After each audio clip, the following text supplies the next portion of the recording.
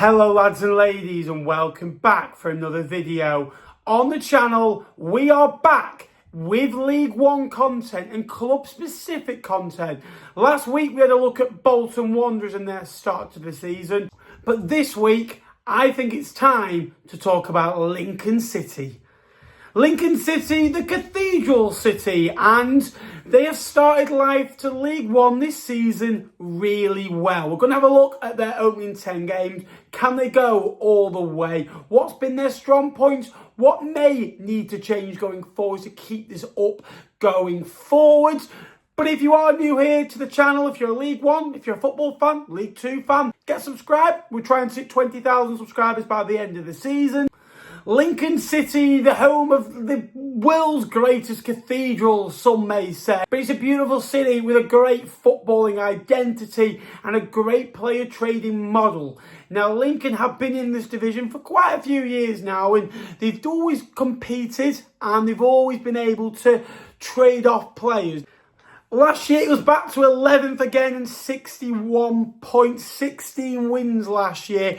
And it was a good year for Lincoln, but by the expectations that Lincoln have made, it is not a success anymore. Lincoln are getting judged on how well they have done. If they finish 10th, it's deemed as another year as 10th. They'd have killed for this a decade ago. This summer was a hard summer for Lincoln City. They did lose key players, Paudie O'Connor, Sean Rowan, Ethan Arahan and Jovan McCarman. Now, those four players, pretty much, they weren't in the best of places when Lincoln picked them up. Lincoln, what they do, they recruit hidden gems and make them into gems and sell them on for good amounts of money. And they've got a great track record of doing this. They improve loan players, but also improve their own players, and they try and run in a sustainable fashion. The likes of Lasse Sorensen left the summer before, and they had to rebuild the team this year. But it almost feels like there's an absolute refresh about it.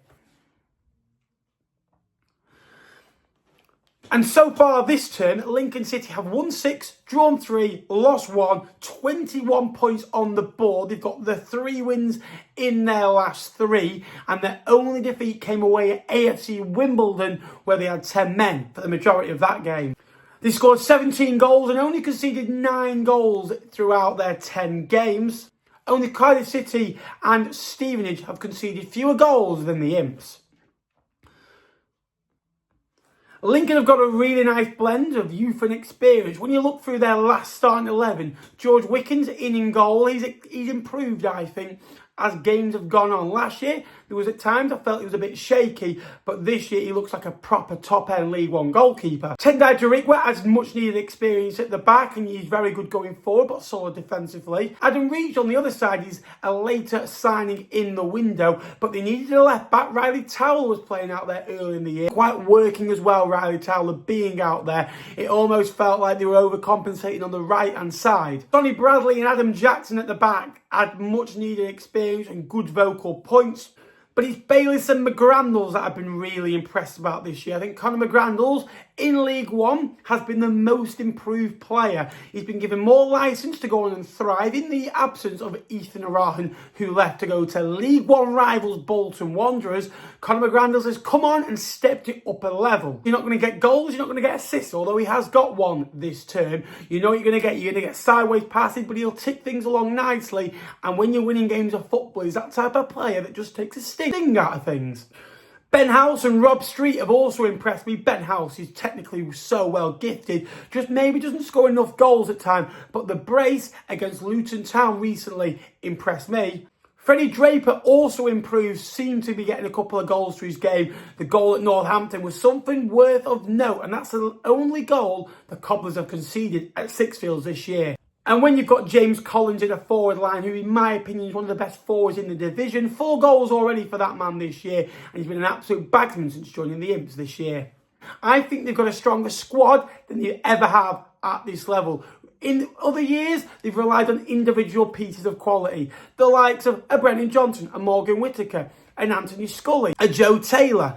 But now I feel like they've got a great squad overall, and it's a decent squad to compete. Lincoln do have the best shot conversion rate in the division at 21%, which is very high, bear in mind. The average is between around 6 to 13%. Stevenage and Lincoln peaking just over that at the moment. One thing I will say, I expect that to come down. Lincoln aren't really creating a lot of opportunities, but when they get their opportunities, whether it's a set piece or in open play, they are taking them. Now, I'm a big believer it's not sustainable to keep relying on few opportunities, so I do expect there'll be a period in this season where Lincoln City may not get the results they may desire or require.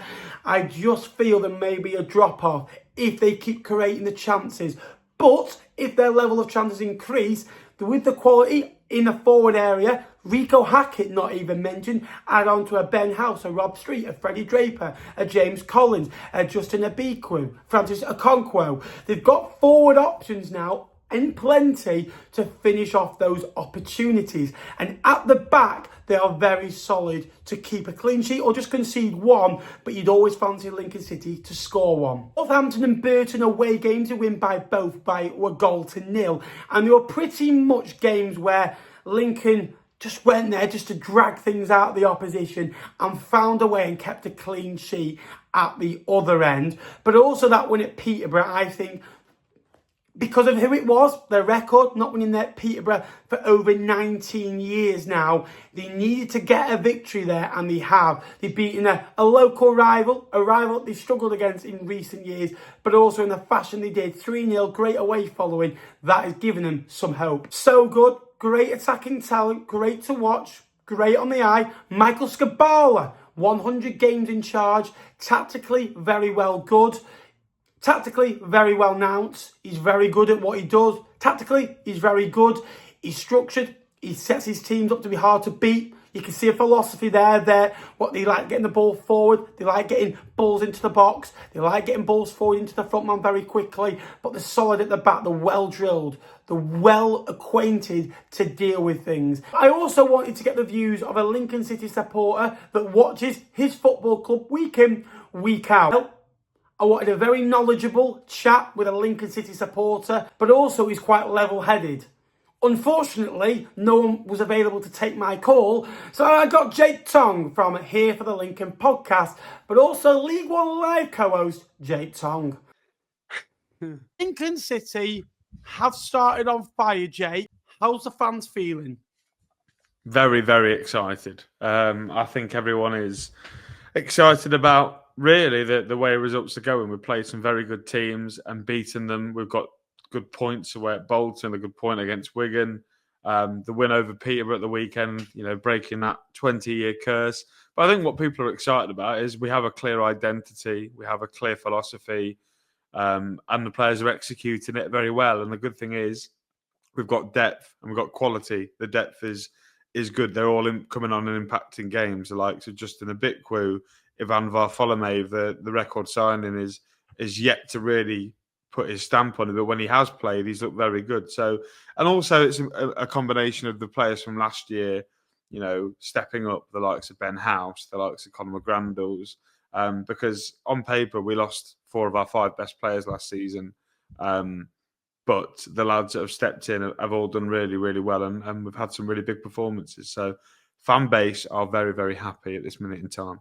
What would you say have been the 3 standout moments this season for the Imps so far? Oh, good question. I would have to say Peterborough away is one. That was a really good performance. Like, we dominated Peterborough, and we never win at London Road, as you well know. 2006, the last time we won there. That's a big one for me. I thought the game against Plymouth was a big one as well, because we went 3 goals up and Plymouth came at us for the last 15 minutes. And to be honest, I think the team last year probably concede a 3rd goal and we draw that rather than win that.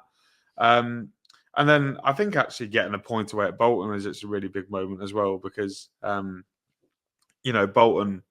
to their credit, battered us. But we got the goal really early, defended really, really well, and probably should have walked out of there with 3 points, given the fact when they scored. So, yeah, well, there's been lots of good moments, lots of positives. But yeah, they're probably the main 3 at the moment.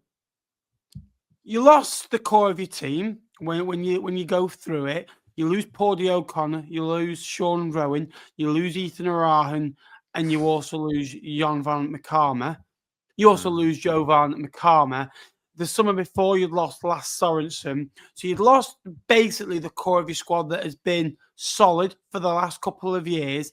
Who would you say are the standouts for people to watch this year in this Lincoln City side? Well, Sonny Bradley as a replacement for Paudie O'Connor, I thought we'd struggle to get anywhere near what Paudie's done, but we have done it with Sonny. He's come in left-footed, naturally, very, very good, headed things away, kicked things away, been very good at what Paudie used to do. I would say Conor McGrandles has probably been one of the better players this season as well. He's been outstanding in midfield. You know, we lost Ethan Arahan, who was such a big player for us. And Connor's just massively stepped up and taken that role on and complements Tom Bayliss in midfield very well. I'd say Rob Street has had a particularly good start to life. He scored the goal against Chelsea. He's playing on the right-hand side. He played as the 9 for Doncaster, but he looks very useful out there. And Ben House, I think, has been a massive player as well. Really good pressing centre forward, played in a number of positions. And then James Collins, 4 goals in 10 games. It's a goal nearly every other game. It's probably due one on the weekend, hopefully. But yeah, he's started the season off well as well. But the thing is, Ben, the whole squad are contributing. Everybody's contributing. It's not just a one-man thing. It's with Lincoln, we know everyone's got to contribute, and everyone has, to this moment, done particularly well. There's not been anyone, in my opinion, that's had a bad season when they've played. So lots of positives to take. You look at it, you're very tight defensively. Only the 9 goals conceded, but you've also scored goals, averaging 2.1 points per game. You did draw 3 in a row, but now you've won 3 on the spin. What is the aims long-term for this football club? Obviously, you all want to play in the Championship, but thinking this season now, have those aims changed a little bit after 10 games of the season? Are you, Jake Tong, getting excited? Are you believing? And as a fan base, are they starting to believe that this group is capable of something special? Yeah, I think the consensus amongst the fan base is that it very much feels like it did when we had those Danny Cowley teams in the late sort of 2010s, where we got promoted twice. The fans are believing and getting on board and backing Michael Skubala, because we've said it on League One Live before. We said it last night about 2 wins in 18. Club could have pulled the trigger. They believe in their process. They believe Michael's the right person. They've stuck with him, and here we are. Have the games changed? For me, look, I'm still very much thinking let's finish in the top 10. But you can't help but be encouraged by getting 21 points from your first 10 games. So, look, I think there's a chance we can finish in the playoffs. The league is a very open league this year. There are some teams underperforming heavily at this minute in time, and it leaves a gap open for someone like Lincoln who are overperforming. So, look, the long-term goal is to be in the Championship. I think we can get there. But this season, I think, if we can seriously put a challenge in for the playoffs, if that challenge ends with 4 games to go, 3 games to go, that's a decent season in my eyes. Thank you to Jake for joining me on today's episode of Let's Have a Look At. And this is Lincoln City. What do you think, Lincoln fans? Are you excited? Are things going to happen this year? Let me know in the chat down below. I think this Lincoln City team, they're well drilled, they're well set up, they're good at set pieces, they're good defensively, they've got goals in the team. Why not? They're a decent fan base. They've got it. They know how to get promoted as a football club. They're well run. They've got no obstacles in the way. Why can't this Lincoln City team challenge for at least the top 6? Dare to dream. So much for watching today's video. If you are not already, get liking, get subscribing. It'd be massively appreciated. Let's get to 20,000 subscribers. I will see you in the next one. Who should we cover next? Who should we cover next here on Let's Have a Look At? League 1 or League 2 club? Let us know. For the good, for the bad, for the ugly, for the great. Let me know down below. Thanks for watching.